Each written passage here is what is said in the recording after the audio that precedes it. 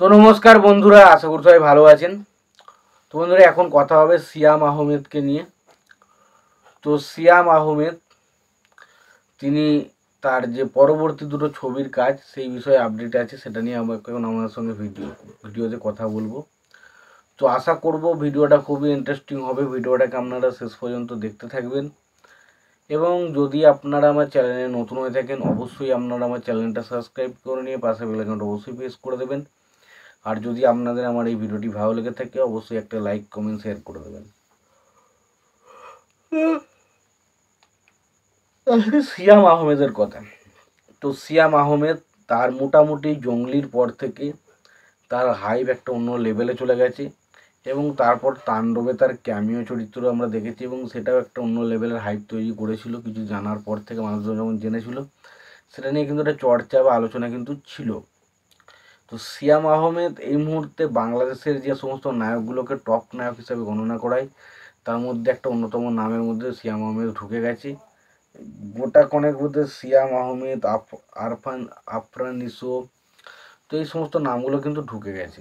আফরান নিশো বা সিয়াম আহমেদ এরা কিন্তু ঢুকেছে।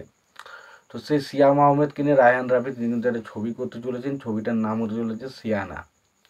যেটা জানতে পারছি ছবিটার নাম হতে চলেছে সিয়ানা এবং ছবিটা একটা কমেডি হরর জনরার সিনেমা হতে চলেছে। কমেডি হরর জনরার সিনেমা কিন্তু করতে চলেছে।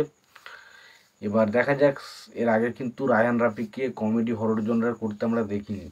তো দেখা যাক ফার্স্ট টাইম তিনি কিভাবে এটাকে প্রেজেন্ট করেন এবং সিয়াম আহমেদের মতো একজন অভিনেতাকে তিনি কিভাবে প্রেজেন্ট করেন সেটা দেখার মতো বিষয় হবে। তবে মূল যে বিষয় হচ্ছে সিয়াম আহমেদ শুধু একা নয়, সিয়াম আহমেদের পাশাপাশি ছবিতে আমরা আরও একজনকে দেখতে পেতে চলেছি। তার নাম হচ্ছে চঞ্চল চৌধুরী। তো চঞ্চল চৌধুরী কিন্তু এই ছবিতেও থাকতে চলেছে। তো দেখা যাক ছবিটা কবে কি শুটিং হয়, কবে কি স্টার্ট হয়।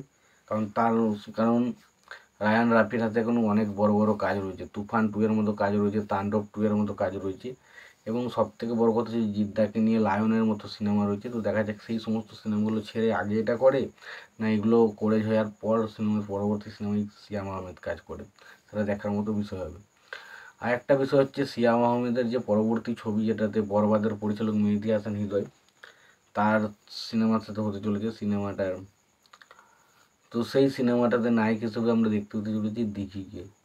তো দিঘি এবং সিয়াম আহমেদ দুজনেকে একসঙ্গে জুটি বেঁধে নিয়ে আসতে চলেছে মেহেদী হাসান হৃদয়। তো দেখা যাক সেটা কেমন হয়। তোমাদের এই বিষয়টা নিয়ে কি মতামত তোমরা অবশ্যই জানিও। ভিডিওটি যদি তোমাদের ভালো লেগে থাকে অবশ্যই তোমরা একটা লাইক কমেন্ট শেয়ার করে দেবে। চ্যানেলটা নতুন হয়ে থাকলে অবশ্যই তোমরা চ্যানেলটা সাবস্ক্রাইব করে নিয়ে পাশে বেল আইকনটা অবশ্যই প্রেস করে দিও। ততক্ষণের জন্য ভালো থেকো, সুস্থ থেকো, দেখা হচ্ছে।